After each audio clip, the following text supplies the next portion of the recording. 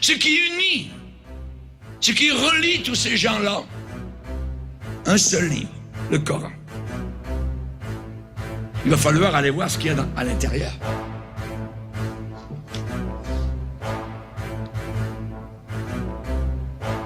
Maintenant, ce livre a été écrit environ 600 ans après la Bible. La Bible a été finie vers l'an 90 après Jésus-Christ. 600 ans plus tard arrive un homme appelé Mahomet qui a une révélation de Dieu supposément. Et donc un autre livre arrive. Maintenant le premier livre, qui est la Bible, se termine à la fin en disant: je le déclare à quiconque entend les paroles de la prophétie de ce livre. Si quelqu'un y ajoute, le Coran est un ajout.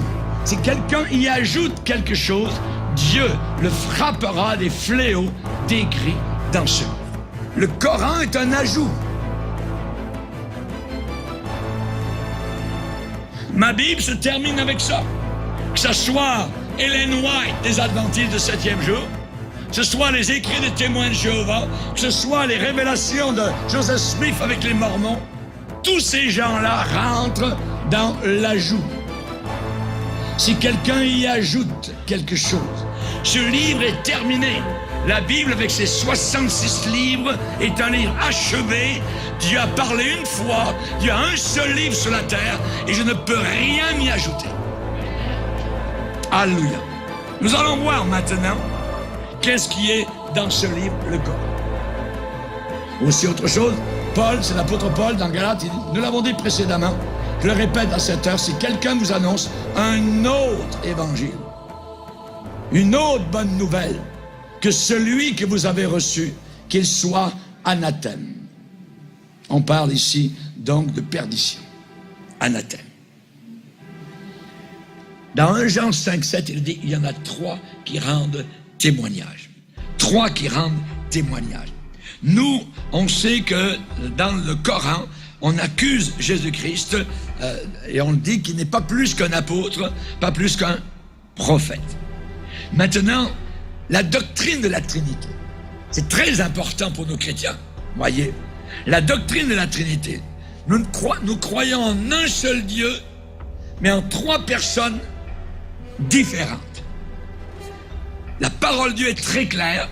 Au Jourdain, quand Jésus a été baptisé, le Saint-Esprit est descendu sur Jésus. Nous avons Jésus, qui est Dieu, le Saint-Esprit qui est Dieu, et la voix du Père, du haut des cieux, a fait entendre cette voix. Celui-ci est mon Fils bien-aimé, en qui j'ai mis toute mon affection. Écoutez-le. Donc nous avons le Père, le Fils et le Saint-Esprit. Les premiers chrétiens disaient, si vous voulez voir la Trinité, descendez au Jourdain. C'est-à-dire au lieu où Jésus a été baptisé. Et vous verrez la Trinité. Il y a Jésus, la voix du Père se fait entendre, et le Saint-Esprit est là, qui descend sur le Seigneur Jésus. Amen. En lui, Colossiens 9, en lui, en Jésus, habite, réside, demeure, corporellement, dans un corps humain, toute la plénitude de la divinité. En Jésus, caché sous une enveloppe humaine, il était le Dieu fait chair. C'est merveilleux. Nous y croyons, je crois à cela. Amen. Est-ce que 3 peuvent être un seul? Est-ce que 3 peuvent être un seul? Oui. Par exemple, vous avez de l'eau, vous avez de la glace et vous avez de la vapeur. Et c'est le même élément sous des aspects différents. Les 3 sont de la même nature, voyez. Dans un triangle, vous pouvez avoir un triangle avec 3 côtés. Un homme est fait de 3 parties. Un corps, une âme, un esprit. Voyez? Donc, on a cela même dans la nature. Et dans la Bible, nous avons une triunité parfaite. Allez par le monde entier, prêchez la bonne nouvelle, faites des disciples, baptisez-les au nom, pas dans les noms.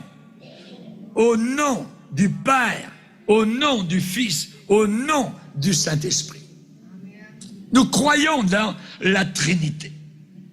Le principe de base, il est posé dès la Genèse, où il est dit Dieu créa. Au commencement, Dieu créa.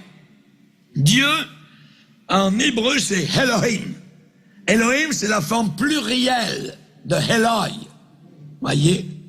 Donc, Elohim, ça veut dire, c'est comme si on disait les dieux. Voyez, mais c'est Dieu au pluriel. Et ensuite, il est dit, au commencement, Dieu créa. Elohim bara. Bara, c'est le verbe. Et c'est le verbe au singulier. Comment ça se fait que ce n'est pas au pluriel? Elohim, qui dit créèrent. Non.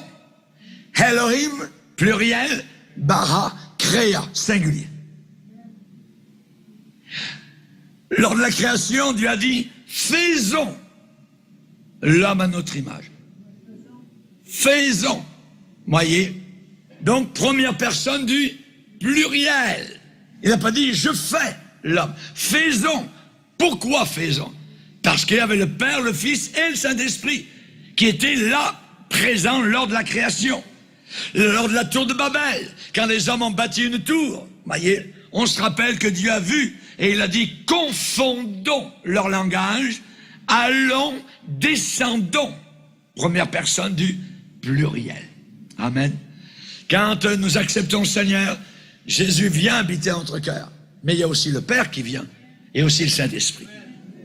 Et particulièrement, il est dit, si quelqu'un m'aime, a dit Jésus, le Père l'aimera et nous viendrons à lui et nous ferons notre demeure chez lui. Jésus est le Fils unique du Père.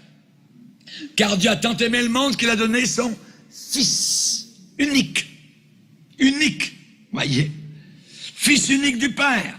Celui qui ne croit pas est déjà jugé parce qu'il n'a pas cru au nom du Fils unique du Père.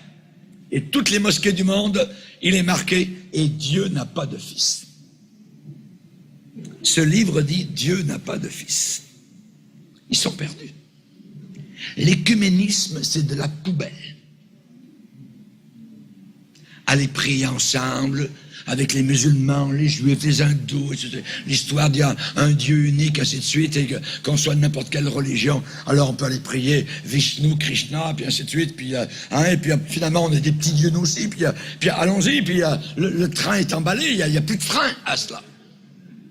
Il n'y a plus de frein. C'est très dangereux, voyez. Jésus a reçu le nom qui est au-dessus de tout autre nom.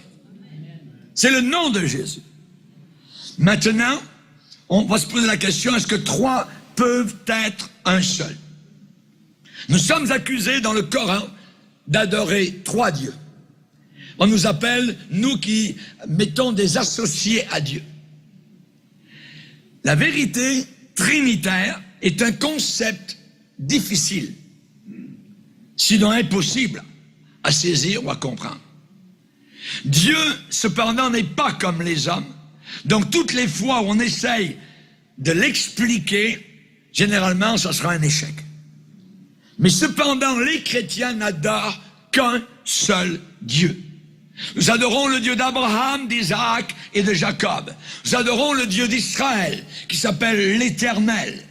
La réalité biblique, c'est que Dieu existe en tant que trois personnes séparées, mais égales. Mais égales.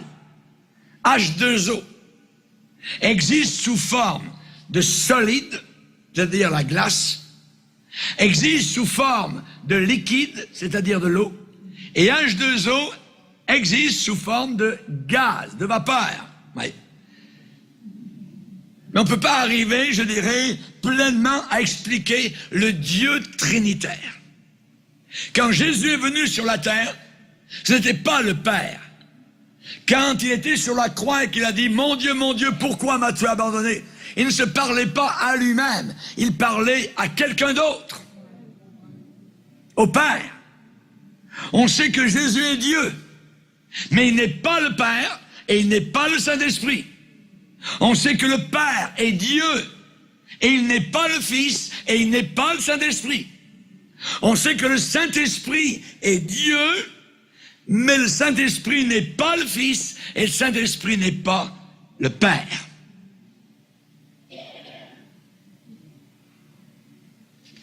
Il faut que j'aille rapidement.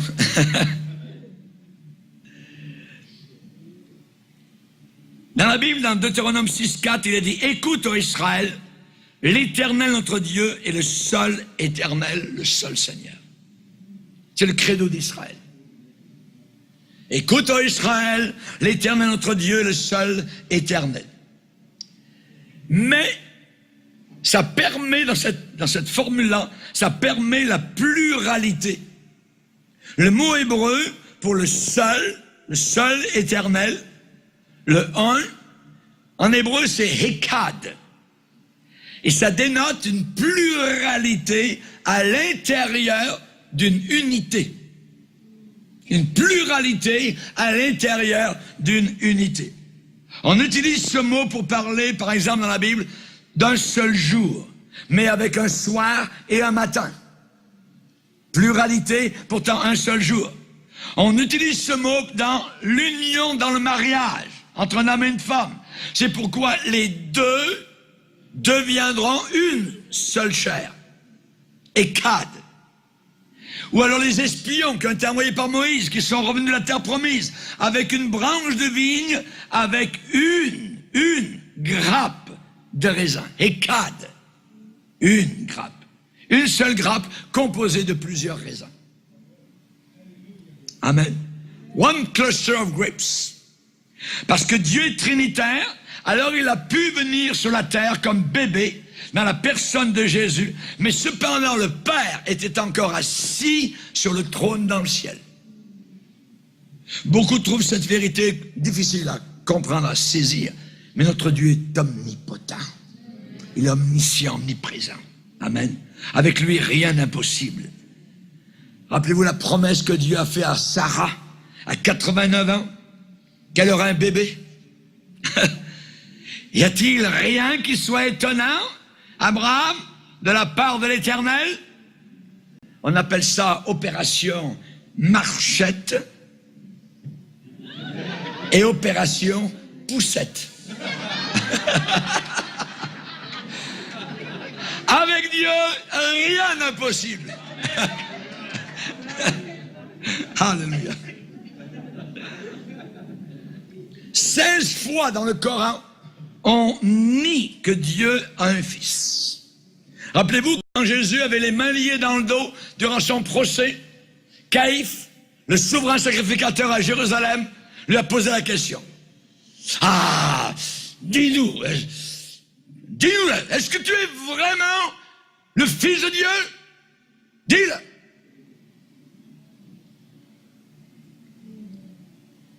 Je le suis.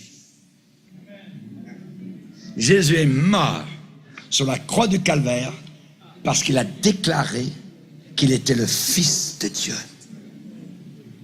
Ça a été la raison. Le sacrificateur a pris son vêtement, a déchiré, a dit « Regardez, on a entendu la blasphémer. Il se prend pour Dieu. » Le salut, votre salut éternel, pour l'éternité. On parle plus de siècles, de millénaires. On parle d'éternité. Votre salut est reçu ou rejeté sur cette base. Croire ou ne pas croire que Jésus est le Fils de Dieu. Celui qui croira sera sauvé. Celui qui ne croira pas sera damné. Jésus l'a déclaré. Quand l'eunuque a cru au message de Philippe, il a dit, avant d'être baptisé dans l'eau, je crois que Jésus-Christ est le Fils de Dieu. Je crois que Jésus-Christ est le Fils de Dieu. L'apôtre Pierre a dit à Jésus, Seigneur, à qui irions-nous qu'à toi? C'est toi qui as les paroles de la vie éternelle. À quel autre? À qui? Qui? Mahomet, il n'a pas les paroles de la vie éternelle. Il n'y a que Jésus-Christ. Il n'y a que Jésus-Christ. Rappelez l'histoire de l'homme qui est tombé dans le puits. Tombé malheureusement dans un puits et Bouddha est en train de passer il regarde. Ah, il aurait dû être plus sage que ça. Il s'en va plus loin. Mahomet s'en vient. Et il passe, il dit, Inch'Allah. C'est Dieu qui l'a voulu. C'est Allah qui l'a voulu. Et il passe. Et Jésus passe. Et il dit, mon gars, donne-moi ta main. Je vais te sortir de là. Et Jésus nous sort. Jésus nous sauve. Jésus nous libère. Jésus est un sauveur. Il a des sentiments. Savez-vous que dans le Coran, les islamistes déclarent que Dieu n'a pas de sentiments. On ne peut pas le connaître. Il ne parle qu'arabe. Ah oui. Dans la Bible, Dieu est connaissable. Mais selon le Coran, Allah est tellement élevé qu'on ne peut pas le connaître. Et pourtant, pour aller au ciel, Jésus a dit, la vie éternelle, c'est qu'ils te connaissent. Toi, le seul vrai Dieu. Et celui que tu as envoyé, Jésus-Christ, ton Fils. Notre Dieu est un être personnel. Il a une volonté, il a des émotions, il a de l'amour envers nous, il a du pardon, il a une intelligence. Mais la théologie musulmane dit que Allah ne peut pas être compris comme étant une personne. Impossible. Dans la Bible, Dieu est esprit. Mais pour les musulmans, cela est un blasphème, un abaissement pour Allah, une insulte envers Allah. Dans la Bible, nous avons un seul Dieu en 3 personnes et le Coran nie la Trinité bec et ongle. Dans la Bible, on a un Dieu d'amour, mais Allah n'a pas de sentiment émotionnel envers les hommes. Dans la Bible, on a un Dieu de grâce qui pardonne, mais selon le Coran, il n'existe aucun sauveur, aucun médiateur, aucun intercesseur, aucun réconciliateur. Il n'y a aucun musulman. Les musulmans sont comme les catholiques, ils ne savent pas s'ils vont aller au ciel ou en enfer. C'est une religion de bonnes œuvres. Fait les aumônes, dit la prière, fait les choses, les 5 piliers donc musulmans. C'est tout. Il faut que tu fasses ton pèlerinage à la Mecque au moins une fois dans ta vie, ainsi de suite.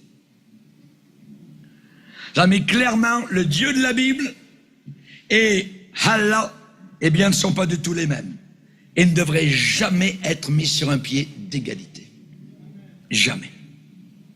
Il y a beaucoup de personnes qui disent au fond, tous les croyants ont le même Dieu qu'on appelle Elohim, Yahweh, Bouddha, Allah ou Jésus, peu importe. Mais n'oublions pas que Allah n'est pas le Père, notre Seigneur Jésus-Christ. Il est dit, si Dieu est pour nous, qui sera contre nous? Lui qui n'a pas épargné son propre Fils. Il a un Fils. Et ce Fils est mon sauveur. Alléluia. Gloire au Seigneur. Merci Seigneur. Alléluia. C'est le Dieu de Mahomet qui ordonne la guerre sainte. Al-Qaïda, Boko Haram, le massacre des infidèles. Nous, on est tous des infidèles. Nous allons le voir tout à l'heure. Vous l'avez dit, les infidèles, tuez-les tous. C'est écrit dans le Coran. Oui. Vous avez entendu parler du président de France, un ancien Jacques Chirac.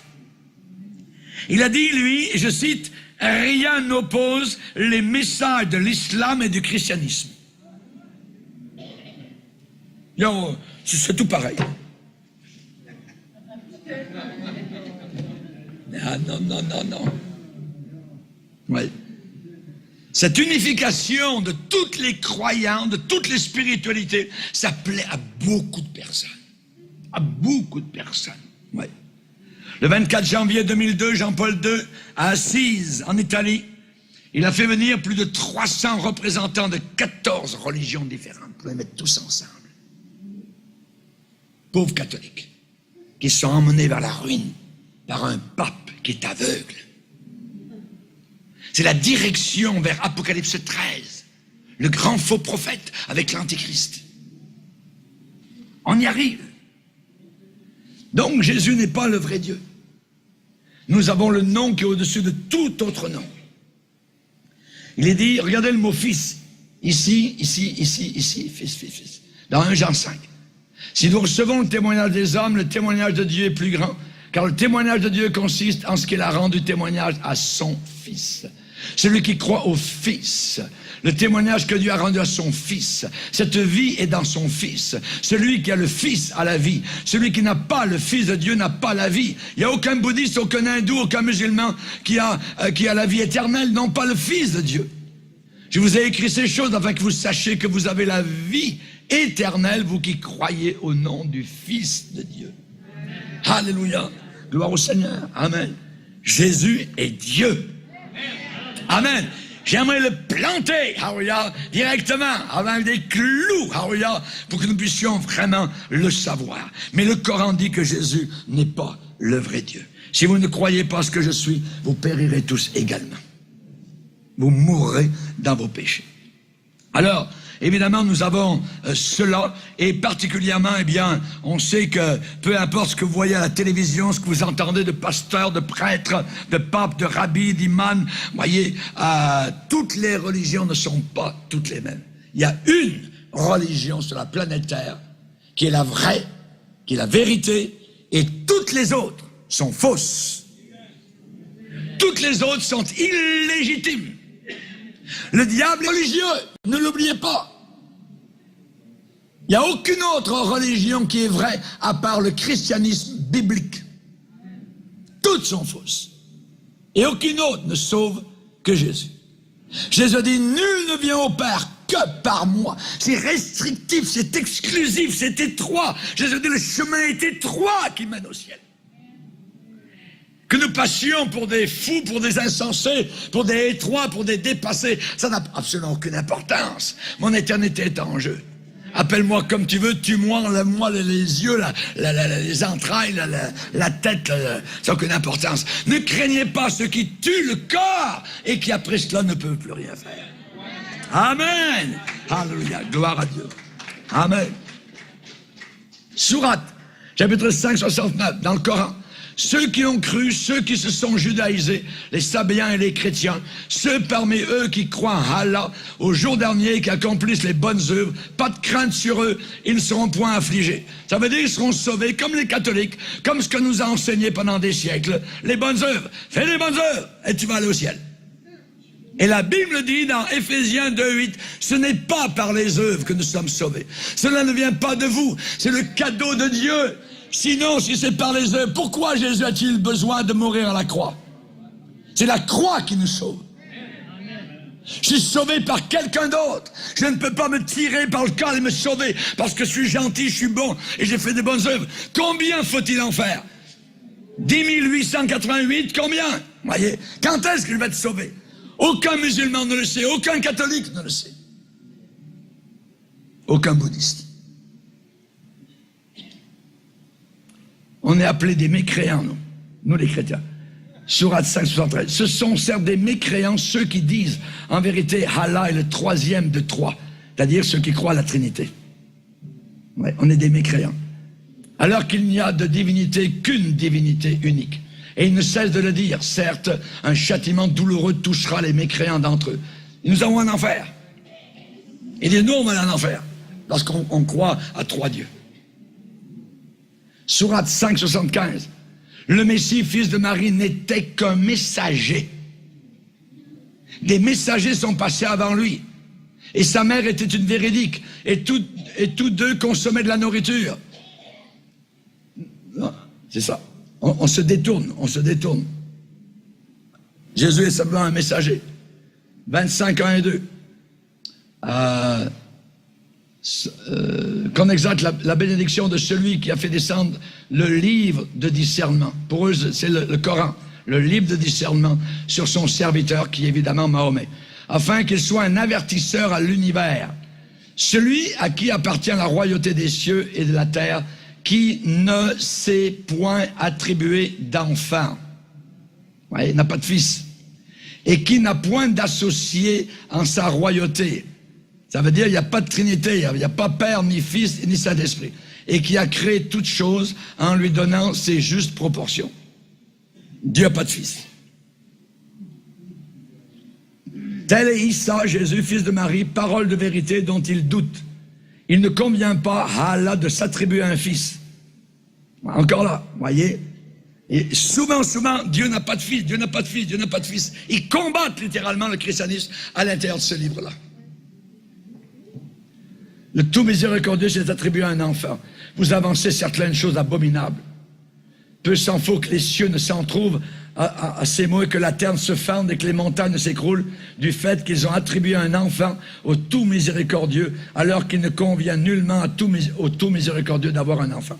Voyez, ils combattent cela bec et ongle. On a compris. La Bible. Respirons un peu.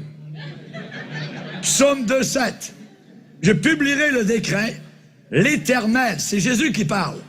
L'Éternel m'a dit, tu es mon fils, je t'ai engendré aujourd'hui. Sourate, voyez, Jésus n'était qu'un serviteur. On va passer vite. Ésaïe 7. C'est pourquoi le Seigneur lui-même vous donnera un signe. La jeune fille deviendra enceinte, elle enfantera un fils. Et elle lui donnera le nom d'Emmanuel, ce qui veut dire Dieu avec nous. Je suis venu mettre la division, a dit le Seigneur. Voyez. Je suis venu mettre la division. Jésus, c'est celui qui divise. Voyez. Et évidemment, donc, on sait particulièrement il faut comprendre que la frontière tracée, la ligne de division au travers du monde entier, ce n'est pas une ligne politique, ni économique, ni même sociale, ni même raciale, ni même religieuse. C'est quelqu'un qui divise, Jésus. Devant Dieu, quand nous apparaîtrons, la question qui va être importante, qu'as-tu fait de mon fils Jésus? C'est ça le principal. Oui. La ligne de division qui divise, qui sépare les hommes dans le temps et dans l'éternité, c'est Jésus-Christ. Certaines personnes croient en lui comme étant fils de Dieu, sauveur du monde, et la plupart des hommes ne le croient pas. Et les deux ne peuvent pas marcher ensemble. Quand Marie et Joseph sont arrivés dans la cour du temple à Jérusalem avec un bébé dans les bras, Siméon, inspiré par le Saint-Esprit, a vu arriver ce jeune couple. Et Siméon a pris le bébé entre ses bras. Et il a dit, voici cet enfant est destiné à amener la chute et le relèvement de beaucoup en Israël et à devenir un signe qui provoquera la contradiction. La contradiction. Oui. Et avec tout ce que nous voyons autour de nous, certainement qu'il y a une grande contradiction. Je suis venu mettre la division entre l'homme et son père, entre la fille et sa mère, entre la belle-fille et sa belle-mère. Ensuite, selon le Coran, troisièmement, Jésus n'est pas mort sur la croix, le croiriez-vous? Dans ce livre, on enseigne que Jésus n'est pas mort sur la croix du Calvaire. Et c'est l'un des enseignements pour nous incontournables, non négociables dans le christianisme biblique. Le Fils de Dieu est mort. Et sa mort a été constatée sur la croix. Et il est mort pour payer le prix de nos péchés. Le modernisme, les dénominations religieuses peuvent placer l'emphase sur la vie de Jésus, sur l'enseignement de Jésus, les miracles de Jésus, l'exemple de Jésus. Mais ce n'est pas la véritable foi chrétienne. La foi chrétienne, Christ est mort pour nos péchés. Oui. Il a fait la paix par le sang de sa croix. Sacrifice ensanglanté. Il fallait que du sang coule. La parole de Dieu, la Bible, fait de la croix le point central. Quand on lit l'Ancien Testament et les 4 évangiles, il est clair que Jésus est venu sur la terre pour mourir. Son but était de payer, de mourir sur la croix. Nous sommes venus sur la terre pour vivre. Mais lui, il est venu, et il savait, pour mourir sur la croix du Calvaire. Et d'après les Épîtres, sa mort sur la croix, c'est le fondement, la fondation du message de l'Évangile. Alléluia. Nous prêchons Christ crucifié. Enlevez la croix de la Bible, enlevez le sang de nos chants, de nos cantiques, et vous avez une religion. C'est le sang, c'est par le sang que l'expiation s'accomplit. Alléluia. Loin de moi, dit Paul, la pensée de me glorifier d'autre chose que de la croix de notre Seigneur Jésus-Christ. Paul pleurait en disant plusieurs qui marchent en ennemis de la croix de Christ. Ça veut dire en ennemi de la vie crucifiée sur la terre.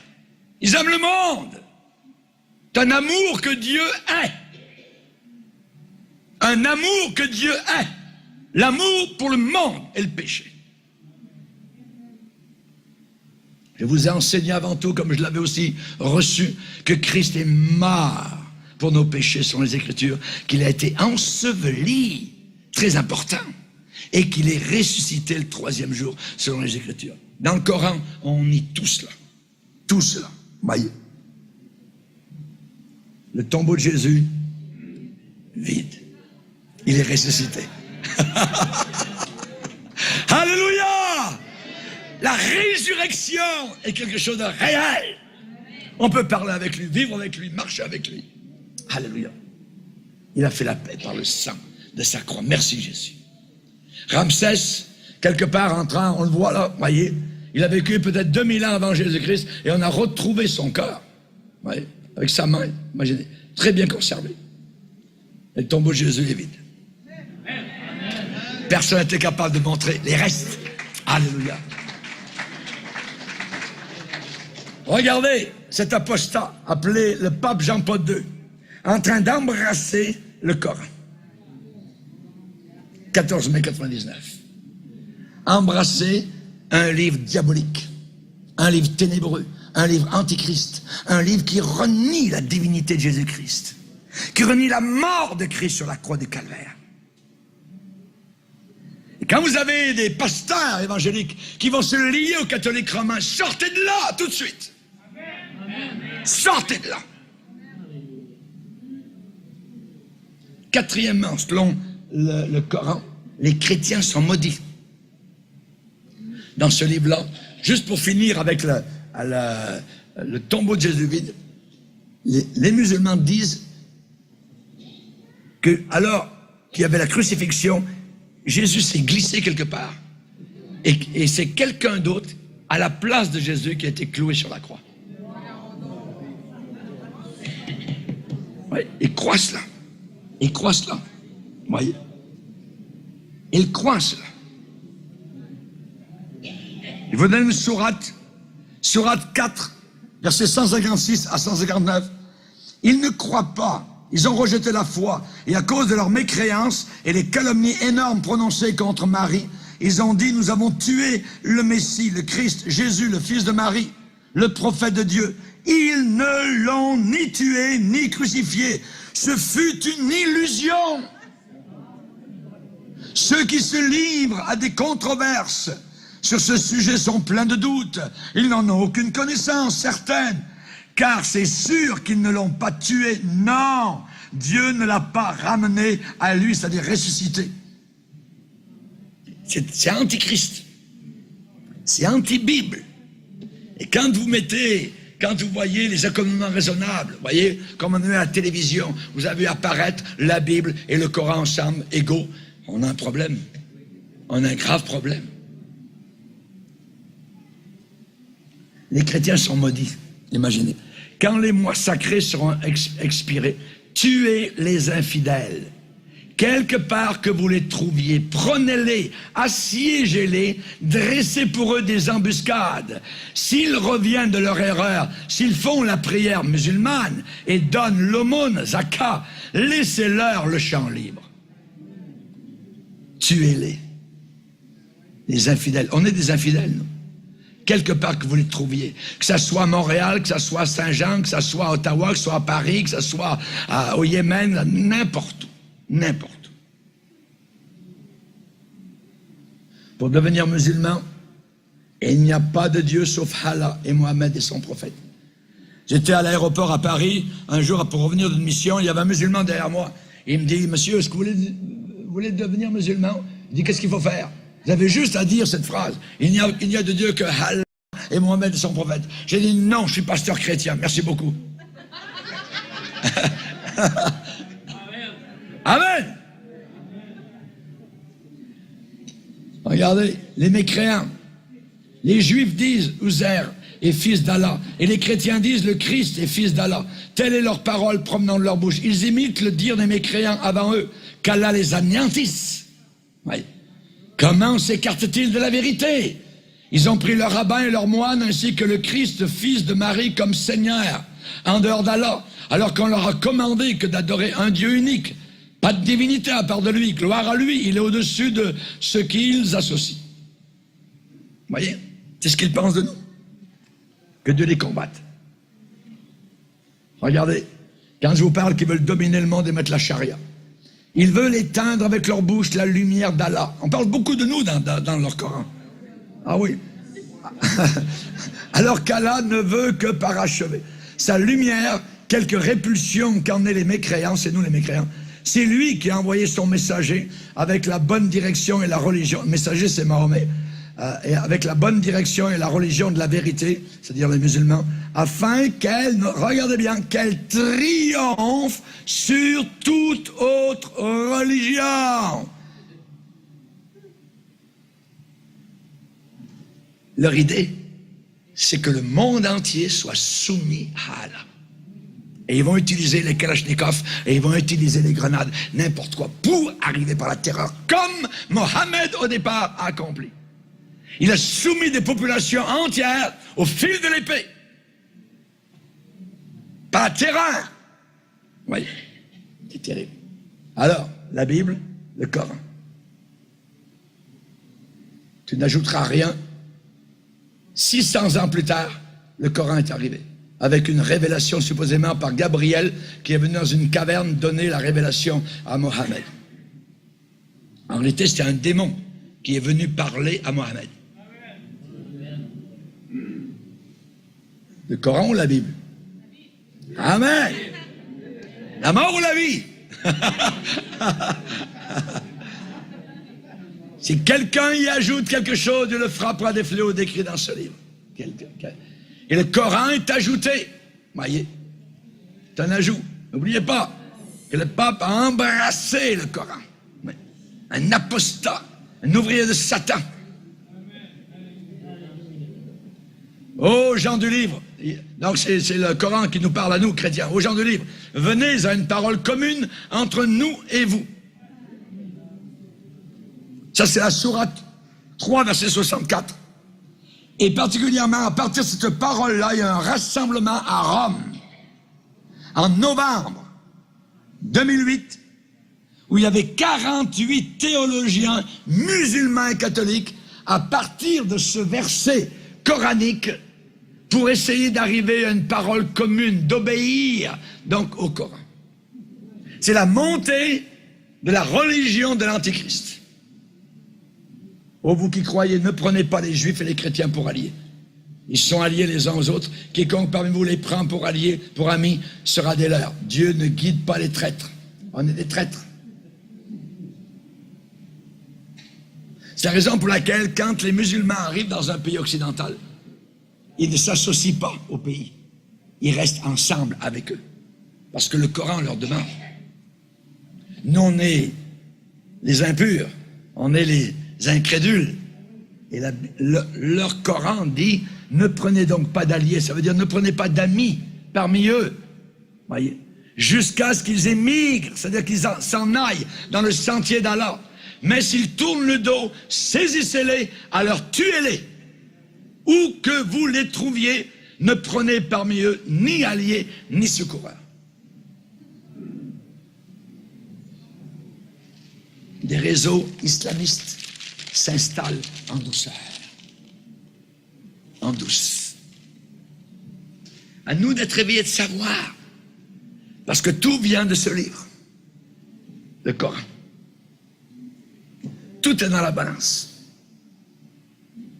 Notre vie éternelle, c'est un temps très dangereux dans lequel où l'Église dort souvent, n'est pas enseignée, et on pense que tout le monde est bon, puis je peux aller prier avec l'autre là-bas, puis dans son église, dans sa mosquée, dans son synagogue, ainsi de suite. Savez-vous que les Juifs ne sont pas sauvés? Les Juifs sont perdus tant qu'ils ne viennent pas à Jésus-Christ comme sauveur. L'apôtre Paul est allé dans la synagogue pour leur dire, c'est Jésus le sauveur, le Messie. Oui. Et aucun juif n'est sauvé tant qu'il ne vient pas à Jésus. Nul ne vient au Père que par moi, a dit le Seigneur.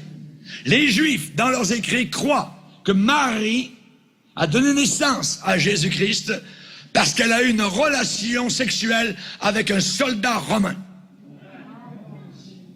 Les juifs ont ça dans leurs écrits personnels. Tuez-les. Tuez-les. Ou que vous les rencontriez. Tuez-les donc. Nous, dans la Bible, il dit, si ton ennemi a faim, donne-lui à manger. S'il a soif, donne-lui à boire. Oui. Ne vous vengez point vous-même, bien-aimés. Jamais dans la Bible on dit tuez-les. Il ne veut pas croire à Jésus, tuez-les. Jamais de la vie. Un jour, il y avait les disciples qui ont dit à Jésus, « Hey Jésus, ils t'ont pas reçu là-bas dans le bourg des Samaritains? Hein, on pourrait faire descendre le feu du ciel. » Hey, Jésus a dit, pas question. Vous ne savez pas de quel esprit vous êtes animé. Amen. Dans la Bible, c'est autre chose. C'est une religion de pardon, religion d'amour. Aimez vos ennemis.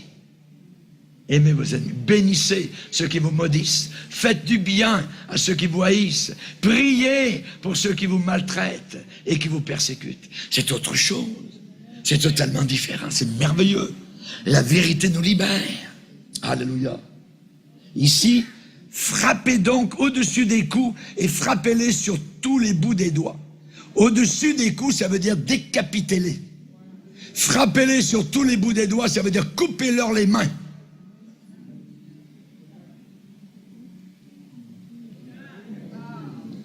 Religion de paix. Vraiment?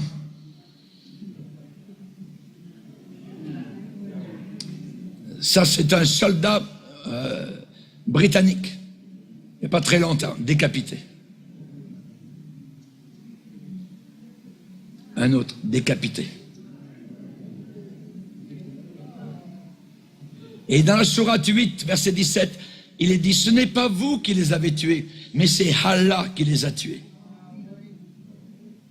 Eux, ils tuent, mais c'est pas eux.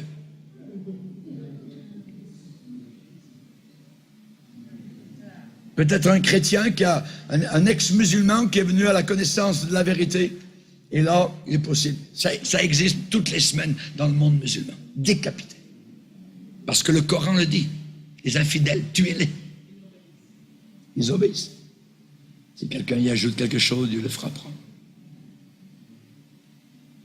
Ici, ô vous qui croyez quand vous rencontrez l'armée des mécréants en marche, c'est-à-dire nous les chrétiens, ne leur tournez point le dos. Quiconque ce jour-là leur tourne le dos, à moins que ce soit par tactique de combat ou pour rallier un autre groupe, celui-là encourt la colère d'Allah et son refuge sera l'enfer. Quelle mauvaise destination. Vous avez vu par exemple ceux qui sont sortis de l'imprimerie en France, les deux qui ont tué, ils sont sortis directement. Ils n'ont pas tourné le dos, ils ne se sont pas enfuis. Et les policiers français les ont abattus. Mais le Coran leur dit, ils connaissent le Coran, il ne faut pas tourner le dos, parce que sinon tu vas en enfer. Et là, en ne tournant pas le dos, tu vas au ciel, même si tu te fais tuer. C'est écrit, c'est le Coran, sourate 8, versets 14 à 16.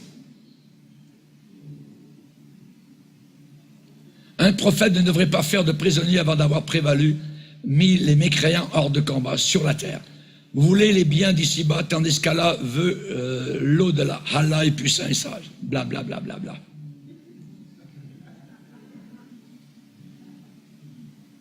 Donc on a dans le Coran, premièrement, Jésus est égal à d'autres grands hommes, mais sans leur être supérieur. Deuxièmement, Jésus n'est pas le vrai Dieu dans le Coran. Troisièmement, Jésus n'est pas mort sur la croix. Quelqu'un d'autre a pris sa place. Et selon le Coran, les chrétiens sont maudits. Vous avez aujourd'hui le pape François avec tous ces bébelles-là, voyez.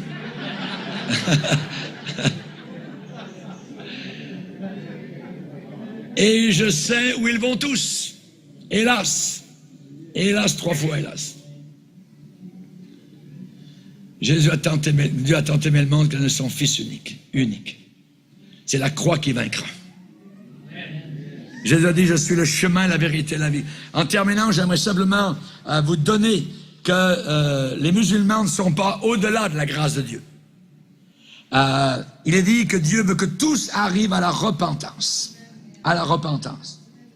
Et particulièrement, il y a un ministère chrétien qui a reçu une lettre d'un pays arabe, et l'auteur de la lettre avait accepté Jésus dans son cœur, s'était repenti, et avait exprimé sa très vive reconnaissance pour l'encouragement donc de la vérité de Dieu. Et en bas, il y avait une note en post-scriptum où il était déclaré, la personne suppliait, demandait surtout de n'envoyer aucun matériel, aucun prospectus chrétien, aucun magazine à cette adresse, à son adresse. Et ce nota bene, ce post-scriptum, eh bien, fait prendre conscience du courage qu'il faut pour un musulman aujourd'hui, dans un pays islamique, de confesser Jésus-Christ comme seul sauveur du monde. Mais Dieu est à l'œuvre dans les pays islamistes, voyez. Et actuellement, on a des rapports de plusieurs musulmans et même imams qui sont confrontés à l'évangile dans leurs rêves, la nuit.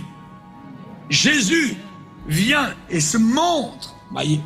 Et actuellement, on a des rapports de mosquées entières qui sont sauvées. C'est inimaginable. Voyez. C'est un ministère qui travaille en Afrique du Nord. Des mosquées entières viennent à Christ en Afrique du Nord. Dans son nouveau livre, Miraculous Movement, Mouvement miraculeux, Jerry Trousdale, aujourd'hui directeur de International Ministries pour City Team, raconte des histoires étonnantes et inspirantes de la foi parmi les communautés musulmanes en Afrique du Nord. L'auteur ouvre un nouveau monde pour les lecteurs occidentaux sur ce mouvement miraculeux de Dieu en Afrique qui transforme les cœurs des musulmans. Et il déclare qu'il y a des cas multiples de mosquées entières qui viennent à la foi chrétienne. Des milliers d'hommes et de femmes ordinaires qui sont utilisés par Dieu pour parvenir à des résultats apparemment impossibles.